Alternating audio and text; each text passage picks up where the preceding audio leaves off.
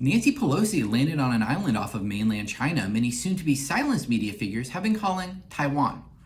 While China postures with a WeChat video demonstrating offensive military capability in a nationalist trailer that was leaked to Western social media, confused Americans question why Hollywood pedophiles would release a Chinese action movie when we have so much good Russian material. The action's not over. The US mobilized 4 airships to the South China Sea today in a shocking reminder of how grateful I am to be too Jewish and gay for the draft. 1 year after America's exit from Afghanistan, the US used 2 drone missiles to kill Osama bin Laden's right-hand man, Ayman al-Zawahiri, in Kabul. Analysts on CNN described this as peak military precision, separating us from the Russian mass bombing strategy, forgetting that is what we did in every other city in Afghanistan. Domestically, a Capitol Freedom fighter was sentenced to 7 years in prison. His statement denouncing association from any militia group ended his protection by the Aryan Brotherhood.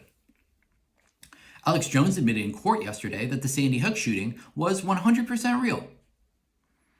There is no commitment anymore, an equally obese and red man screams from the courthouse steps.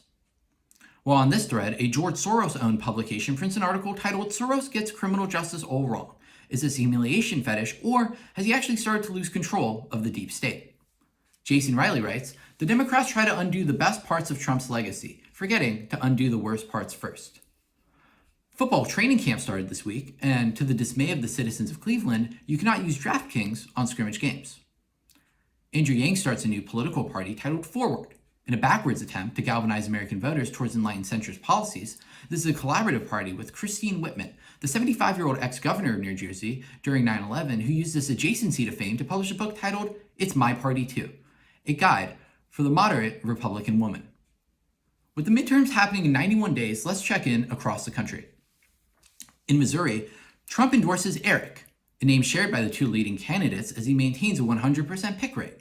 Eric Schmidt emerges as MAGA champion and the true spiritual warrior of the Trump-led Republican Party. Kansas voted down the Value Them Both bill in a surprisingly ethical move for the state. We really aren't in Kansas anymore. In Michigan, the gubernatorial candidate named Tubar Dixon will be facing off versus incumbent Gretchen Whitmer.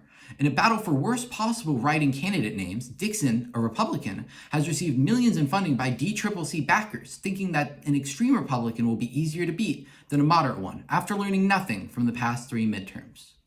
In Maryland, Republican primary victor Max Cox, a pro-Trump recipient of generous Democratic donations and a huge Catcher in the Rye fan, welcomes his son, Holden. And finally, a California sheriff sends 4 deputies to raid a garage in Indiana that builds Batmobiles. The sheriff's name? Captain Corporal Raz Al Ghul.